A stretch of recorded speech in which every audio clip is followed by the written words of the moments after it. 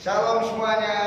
Shalom. Sampai berjumpa kembali dengan streaming PT Daun dan Yonatan malam hari ini.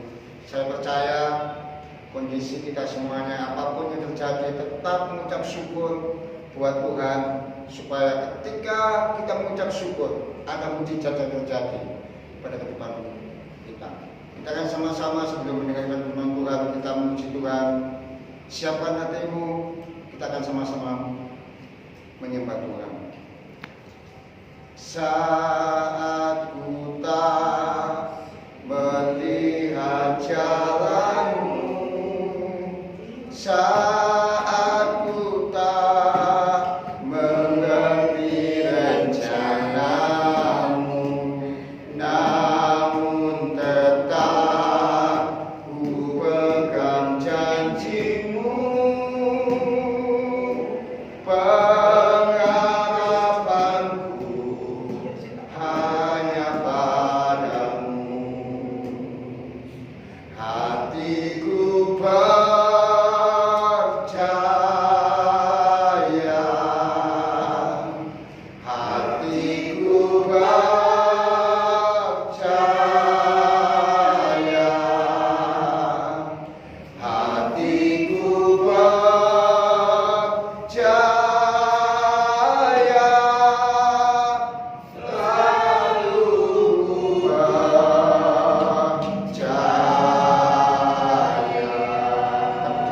Saat ku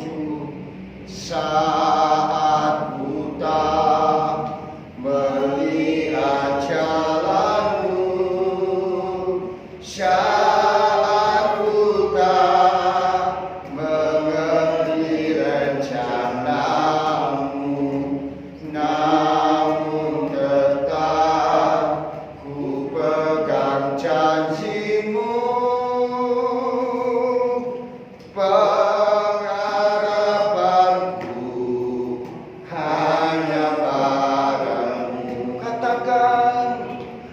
Hatiku percaya,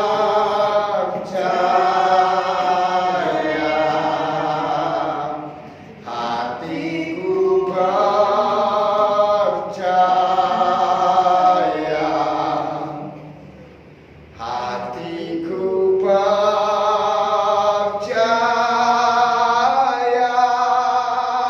selalu ku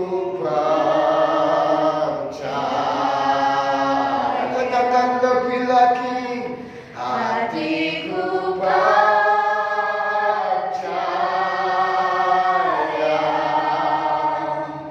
hatiku percaya, hatiku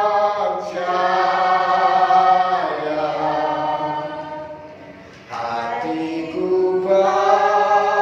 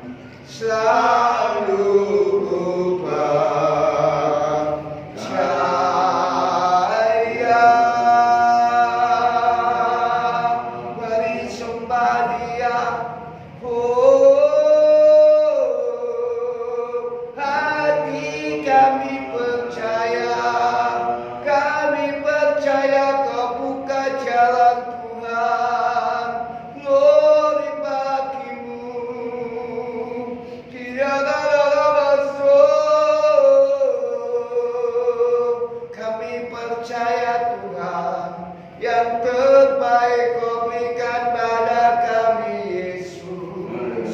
Glory, glory bagimu Tuhan. Terima kasih Yesus.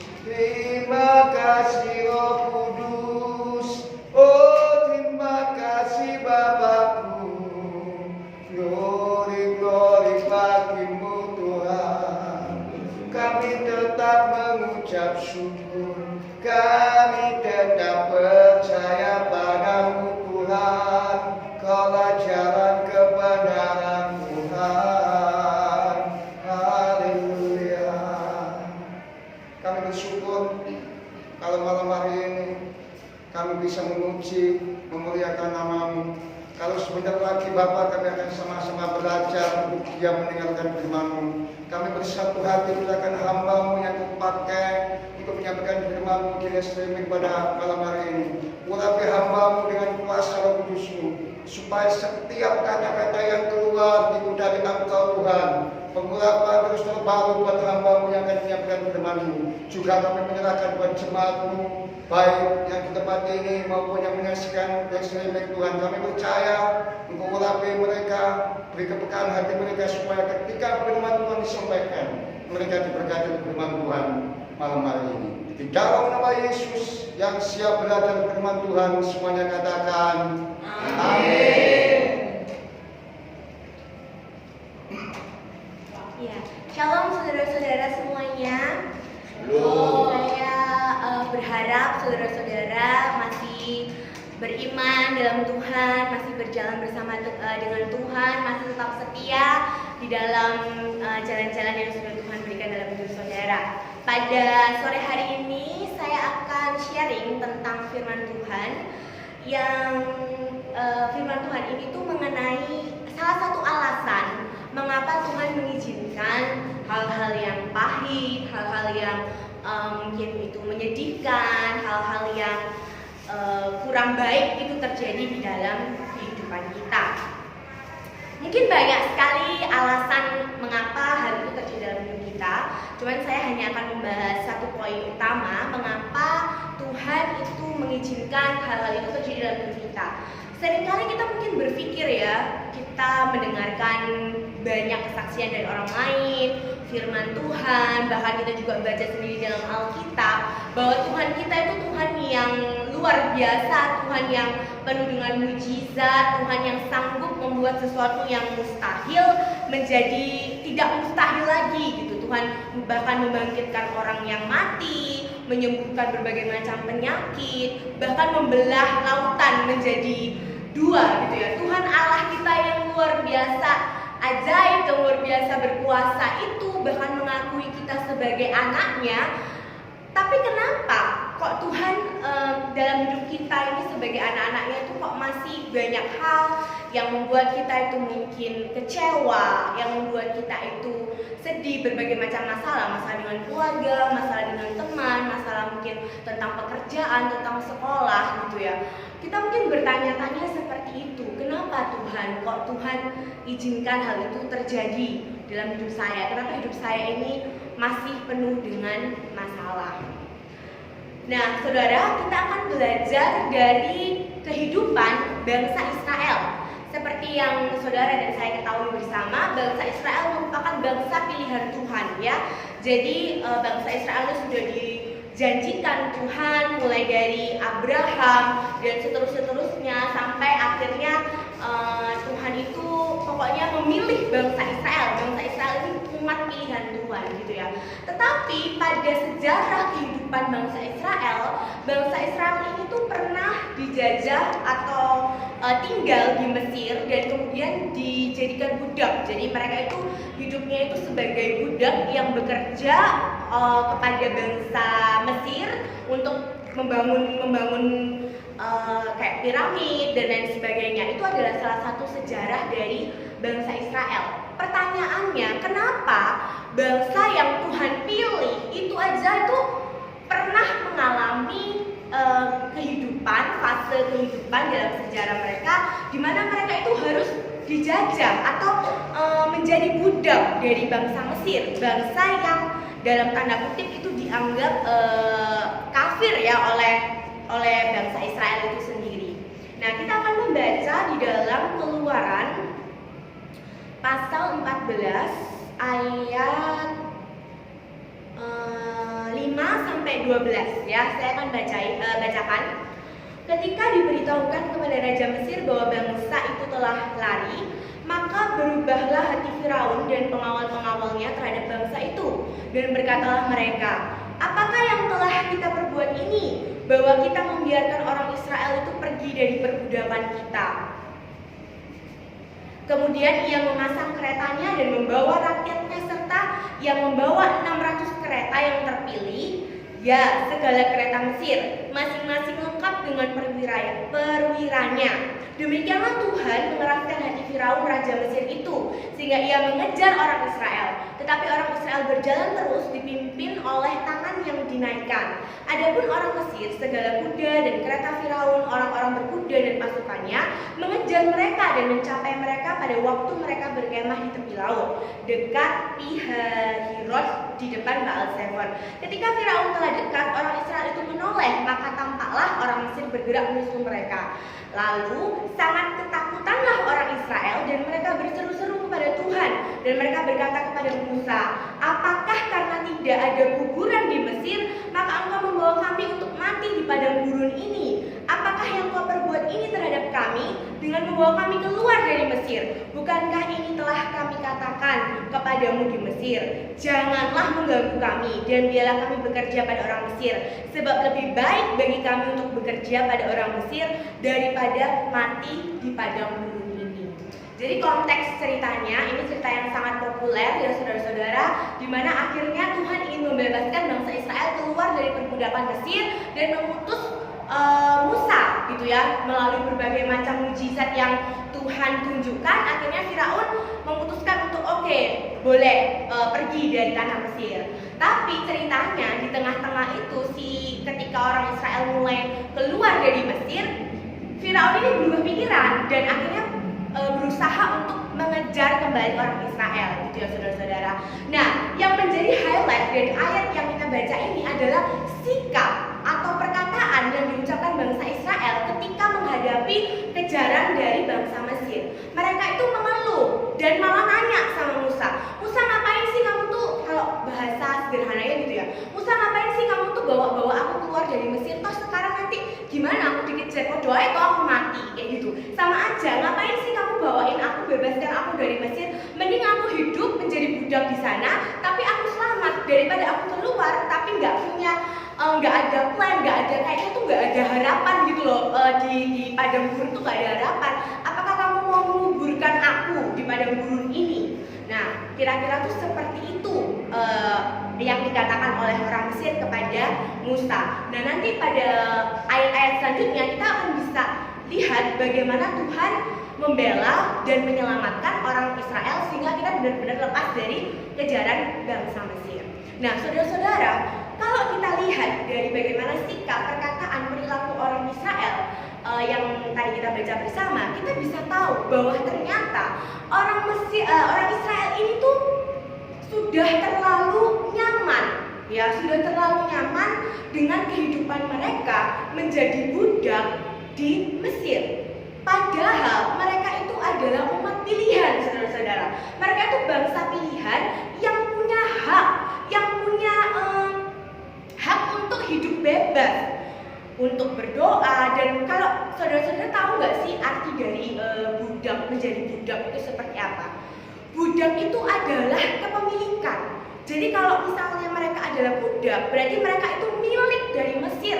Mereka nggak punya hak apapun. Itu terserah orang Mesir. Mau dijual lagi, mau disiksa, mau nggak dikasih makan, nggak boleh ini itu nggak akan ada hukum yang membatasi itu. Karena budak itu hukumnya kepemilikan. Seperti kalau kita punya handphone atau punya barang pribadi, kita terserah mau ngapa-ngapain barang itu tuh terserah. Karena itu punya kita. Dan nggak akan ada hukum yang bilang, oh kamu nggak boleh jatuhin HP dulu, terserah, itu kan HP saya, kayak gitu. Nah, budak itu tuh seperti itu. Tuhan mengeluarkan mereka dari tanah Mesir itu dengan tujuan untuk kembali mengingatkan kepada mereka identitas mereka sebagai bangsa atau umat pilihan Tuhan. Mereka itu bukan budak, mereka itu ditakdirkan way more, lebih dari apa yang selama ini mereka anggap nyaman, yaitu menjadi budak. gitu ya. Nah, mereka juga lupa bahwa mereka itu punya Allah, punya Tuhan yang luar biasa, yang bisa melakukan banyak hal gitu ya, yang dahsyat gitu. Walaupun dalam perjalanannya Tuhan itu sudah menunjukkan banyak sekali mujizat yang bahkan kita yang hidup pada zaman sekarang belum tentu bisa melihat seperti itu. Laut di bulan jadi dua, tiba-tiba ada tiang awan, tiang api, belum tentu kita bisa melihat itu sekarang seperti itu. Nah, kemudian tuh kenapa kok akhirnya mereka keluar? Kemudian saudara tahu kalau misalnya berangkat dari Mesir padang gurun ya, padang gurun itu kan panas nggak enak gitu. Kalau misalnya dari Mesir ke tanah Kanaan atau yang sekarang kita kenal dengan negara Israel, itu tuh kalau naik bis saudara-saudara itu mungkin hanya beberapa jam saja. Nah kalau kita pikir zaman dulu jalan kaki dan sebagainya mungkin cuma 2 minggu atau 1 bulan, saudara seharusnya sudah bisa sampai ke tanah perjanjian itu. Tapi pada kenyataannya mereka harus berkeliling selama 40 tahun. Sudah keluar dari Mesir, berkeliling 40 tahun di padang gurun. 40 tahun itu nggak sebentar loh saudara-saudara. Itu 2 kali lipat usia saya. 40 tahun itu. Ya, jadi itu sangat lama gitu, sangat lama mereka berkeliling. Pertanyaannya lagi, kenapa Tuhan? Tuhan sudah repot-repot nih ngeluarin bangsa Israel dari Mesir gitu kan. Kenapa kok nggak langsung aja dipimpin ke tanah perjanjian ke Kanaan? Kenapa kok harus muter-muter selama 40 tahun? Ya itu kalau saya mikir mungkin kayak gasing gitu ya, muter-muter karena itu benar-benar nggak jauh saudara-saudara dari padang gurunnya Mesir ke Israel gitu ya. Nah hal ini karena Tuhan ingin membentuk karakter dari bangsa Israel dan ingin mengingatkan bangsa Israel kalau mereka itu adalah umat pilihan Tuhan, bukan budak. Kadang saudara-saudara kalau misalnya suka baca quotes atau kata-kata bijak bahasa Inggris terutama, mereka bilang bahwa kehidupan itu dimulai ketika kita keluar dari zona nyaman kita gitu ya. Nah Tuhan ingin mengeluarkan bangsa Israel dari zona nyaman yang salah karena mereka lupa dengan identitas mereka dan mereka hidup dalam perbudakan yang akhirnya penuh dengan ketakutan. Kalau budak gimana sih? Kan hidupnya di tangan bosnya, di tangan tuannya. Pasti hidupnya penuh ketakutan, kecemasan, gelisah, nggak punya harapan. Sedangkan tidak seperti itu yang Tuhan inginkan di bangsa Israel. 40 tahun mereka harus keliling demi membentuk karakter mereka. Bahkan sampai Musa pada akhirnya tidak bisa masuk karena ya pada satu titik dia emosi gitu ya. 40 tahun saudara-saudara baru mereka bisa masuk ke tanah perjanjian, tanah Kanaan. Walaupun juga melalui ya fase-fase si tembok Yeriko dan sebagainya. Dan saudara tahu ketika mereka bisa benar-benar masuk ke tanah Kanaan, ke tanah perjanjian Tuhan, penderitaan mereka 40 tahun itu kayak memang worth it kalau kata orang bule, jadi kayak sepadan. Saudara tahu tanahnya di tanah Kanaan atau Israel itu tuh sebenarnya tanahnya itu sama, ya tanah pasir kayak Mesir dan tetangga-tetangganya, Yordania dan sebagainya. Tapi saudara-saudara, ya kalau saudara-saudara suatu saat nanti diberkati Tuhan dan bisa ke Israel, saudara bisa lihat bahwa di Israel itu sangat subur meskipun tanahnya itu sama. Pohon kurma itu nggak tinggi ya, pendek, tapi buahnya itu bisa gelantungan hampir sampai lantai dan itu besar-besar saudara-saudara. Jadi begitu luar biasanya tanah yang dijanjikan Tuhan kepada bangsa Israel. Kalau mereka tidak keluar dari perbudakan itu, mereka nggak akan bisa menikmati janji Tuhan itu. Gitu ya saudara-saudara. Nah, sama seperti kehidupan kita. Jadi perbudakan itu nggak selalu berbicara tentang ada orang yang dengan kekerasan kemudian menyekap kita, membeli hidup kita, ya enggak lah. Kita hidup di negara hukum itu mungkin pada zaman-zaman awal-awal itu seperti itu ya saudara-saudara. Tapi enggak, perbudakan itu berbicara banyak hal. Banyak hal-hal modern yang tanpa kita sadari itu seakan-akan membeli waktu waktu kita, membeli hidup kita, yang kita nggak sadar. Tapi habis itu kita bertanya-tanya, Tuhan kenapa kok penderitaan ini harus ada dalam hidupku? Kenapa? Nah itu kita nggak sadar bahwa ternyata sebenarnya kita tuh masih ada di dalam perbudakan itu. Apa aja sih contoh perbudakan itu? Misalnya, ya yang paling yang paling sering gitu ya, uang, jelas. Jadi kita melupakan Tuhan, keluarga dan sebagainya hanya untuk mendapatkan uang. Uang itu penting saudara-saudara, tapi uang itu bukan segalanya. Apalagi gadget, ya sampai diperkirakan katanya berpuluh-puluh tahun lagi nanti orang-orang tuh nanti struktur lehernya udah nggak kayak ini, evolusi nunduk. Ya semoga nggak kayak gitu ya, kan jelek ya bungkuk saudara-saudara. Tapi salah satunya adalah gadget gitu ya, games. Bang itu nggak hanya anak kecil loh saudara-saudara, orang tua juga suka main apa, Candy Crush contohnya. Level gini sampai akhirnya nggak masak, terus tidak saat teduh, atau mungkin apa obat-obatan terlarang. Itu perbudakan saudara-saudara. Kalau orang yang sudah terkena narkoba, tanpa narkoba mereka nggak bisa hidup. Berarti kan mereka sudah berada di dalam ikatan perbudakan narkoba itu. Banyak hal, video porno, kemudian shopping, ya sekarang banyak banget platform online shopping gitu. Jadi rasanya tuh kalau nggak beli, nggak check out, itu kayak nggak bahagia gitu. Atau yang paling banyak tapi tidak diakui adalah cinta. Loh, kasih itu baik saudara-saudara. Tapi kalau cinta itu membuat Anda buta dan meninggalkan segalanya atau melakukan segalanya demi mendapatkan cinta dari orang yang saudara-saudara cintai, itu salah. Apalagi kalau sampai melanggar firman Tuhan. Misalnya kayak karena aku mencintai dia, ya aku ngikutin dia, free sex gitu ya. Nggak cuman free sex yang sekarang, free sex tuh nggak langsung face to face, bisa loh saudara-saudara ya, pakai HP, video call ya, atau bahkan banyak kasus yang meninggalkan Tuhan karena cintanya, karena merasa bahwa cinta ini yang akan membuat diriku menjadi utuh. Jangan salah saudara-saudara, itu hanya sesaat. Segala sesuatu yang saat ini saudara dan mungkin saya gitu ya pegang dan kita lakukan, yang kita tidak sadari menjadi tuan, kita menjadi budak dari orang atau benda itu hanya bersifat sementara. Nanti ada efek sampingnya. Kalau narkoba jelas dari segi kesehatan, ya orang yang sembuh dari narkoba, kalau menurut ilmunya otaknya sudah rusak, jadi pasti kecerdasannya menurun ya. Kalau bagi Tuhan ya nggak ada yang mustahil, tapi ini kita bicara tentang kesehatan ya. Video porno kecanduan, iya. Saudara kalau nonton ada serial Netflix judulnya Sex Education, itu ada seorang remaja yang dia kecanduan ya bukan seks tapi masturbasi gitu ya. Itu dia sampai tidak melihat lokasi, dia nggak bisa menahan dirinya untuk tidak melakukan itu gitu. Sampai seperti itu saudara-saudara, itu adalah perbudakan yang kadang sebagai manusia kita anggap itu adalah hal yang wajar, karena itu adalah cara kita untuk mencari ketenangan.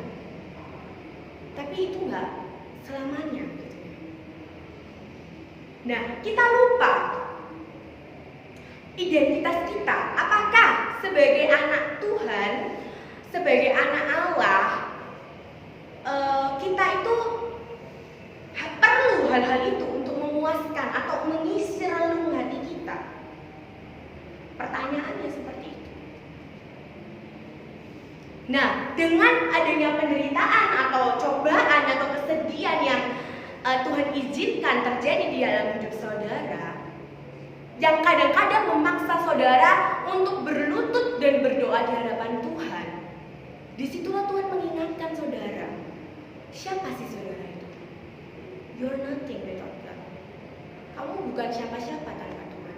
Dan karena Tuhanlah kita diperkenankan memanggil Tuhan Bapa, sehingga kita itu punya hak atau punya warisan dari Tuhan. Ya salah satunya adalah kepuasan, contentment di dalam Tuhan. Gitu ya. Nah itu saya bicara nggak ngawur ya saudara-saudara, itu ada di dalam Roma 8 ayat 15 sampai 17. Di situ dikatakan, sebab kamu tidak menerima roh perbudakan yang membuat kamu menjadi takut lagi, tetapi kamu telah menerima roh yang menjadikan kamu tuh anak Allah. Oleh roh itu kita akan berseru ya Aba, ya Bapa. Roh itu akan bersaksi bersama-sama dengan roh kita bahwa kita adalah anak-anak Allah. Dan jika kita adalah anak, maka kita juga adalah ahli waris.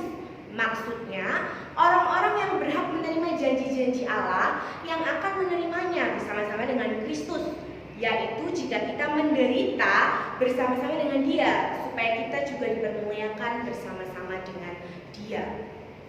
Itu ada ayatnya, saudara-saudara. Tuhan ingin mengingatkan bahwa sebenarnya kita adalah anak Allah. Tuhan nggak pernah kasih roh perbudakan.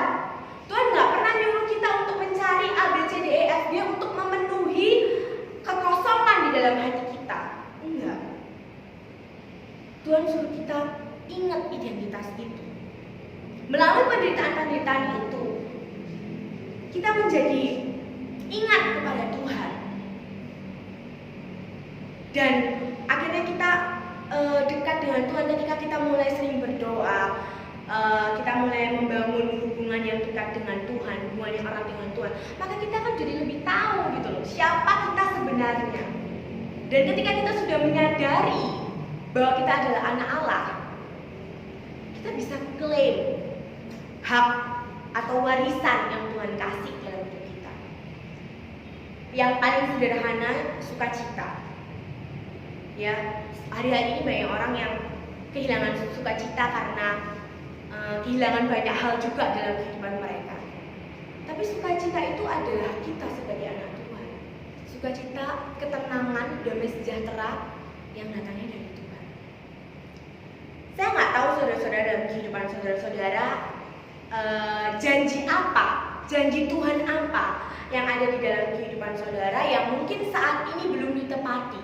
Mungkin saudara sudah menunggu dari yang baru beberapa bulan, baru beberapa tahun, sampai yang sudah belasan, bahkan mungkin puluhan tahun. Ya saya harap nggak 40 tahun juga ya. Tapi mungkin saudara berada dalam posisi bertanya-tanya, Tuhan kenapa? Tuhan tuh bisa nolong A, B, C, D, E, F, G, tapi Tuhan nggak bisa tolong saya. Nah mungkin ini saatnya saudara berdoa dan meminta Roh Kudus untuk memberikan saudara hikmat. Apakah mungkin ada hal-hal dalam hidup saudara yang perlu diubah? Karakter apa yang perlu diubah? Gak harus selalu tentang perbudakan, tapi mungkin ada karakter-karakter yang Tuhan ingin saudara belajar. Mungkin lebih sabar, lebih toleransi gitu ya. Mungkin lebih rendah hati gitu kan ya. Banyak hal-hal yang Tuhan ajarkan. Gitu saudara-saudara. Saya berharap walaupun kondisi saat ini sulit ya, saudara-saudara itu tahu bahwa penderitaan atau kesulitan, kesedihan yang saat ini saudara-saudara alami itu bukan karena Tuhan jahat, itu bukan karena Tuhan itu nggak bisa tolong saudara, gitu ya. Itu karena ada maksud yang sekali-sekali ada baiknya perlu kita cari tahu. Supaya itu menguatkan iman kita. Dan yang paling penting adalah saudara nggak sendirian. Terlepas dari Allah kita, Allah Immanuel, mungkin saudara-saudara bingung, ya Allah sih Allah Immanuel, tapi kan aku nggak bisa lihat gitu. Kadang-kadang kan aku perlu relasi dengan orang lain gitu. Ya. Tapi saudara tahu orang lain itu juga punya masalah. Jadi saudara tuh nggak sendirian. Setiap orang di dunia ini punya masalah yang bagi mereka itu berat. Dan ya itu adalah alasan mengapa kadang-kadang psikolog atau pemerhati kesehatan itu selalu bilang you are not alone, kamu nggak sendirian. Karena di luar sana banyak orang yang bahkan mungkin lebih menderita dari kita. Jadi ketika saudara menderita, Gak apa-apa sih share di Instagram, curhat-curhat itu gak apa-apa. Tapi yang paling penting adalah berdoa, minta hikmat Tuhan, tanya apa yang harus saya lakukan, apa maksud Tuhan, dan yang paling penting klaim kekuatan, sukacita, ketenangan dari Tuhan, karena itu hak kita. Jangan mau hidup sebagai budak yang penuh dengan ketakutan, yang hopeless, yang gak punya harapan. Jangan mau. Tuhan aja repot-repot ngeluarin orang Israel dari Mesir karena Tuhan ingin memperkenalkan mereka sebagai bangsa pilihan. Apalagi kita yang hidup di zaman perjanjian baru. Kita itu anak Tuhan. Jadi hiduplah sebagai anak Tuhan, dengan karakter sebagai anak Tuhan. Mari kita berdoa. Tuhan Yesus, kami mengucap syukur buat segala sesuatu yang terjadi dalam kehidupan kami. Tuhan, kami tahu bahwa Tuhan itu adalah Allah yang baik, Allah yang mengasihi kami, dan yang paling penting Tuhan itu adalah Bapa kami yang setia. Meskipun orang-orang mungkin meninggalkan kami atau tidak memahami apa yang kami rasakan, penderitaan apa yang kami alami Tuhan, tapi kami percaya bahwa Tuhan Engkau memahami, Engkau mengerti kehidupan kami lebih dari kami memahami diri kami sendiri Tuhan. Berikanlah kami kekuatan, kuatkan iman kami Tuhan untuk tetap berjalan di dalam jalan yang Engkau telah berikan buat kami, dan biarlah kami boleh melihat betapa luar biasanya Engkau dan betapa besarnya kasih-Mu di dalam kehidupan kami Tuhan. Tolong berkati kami, berikan kami ketenangan, damai sejahtera, sukacita yang berasal dari Tuhan, sehingga dalam situasi kondisi apapun kami tetap boleh bersukacita dan tetap boleh menjadi berkat Tuhan buat orang-orang yang ada di sekitar kami, sehingga kehidupan kami boleh menjadi saksi yang dapat menjadi berkat dan boleh mempermuliakan kerajaan-Mu. Terima kasih Tuhan untuk segala sesuatunya. Kami mau serahkan sepanjang kehidupan kami ke dalam tangan-Mu. Dalam nama Tuhan Yesus kami sudah berdoa dan mengucap syukur. Amin.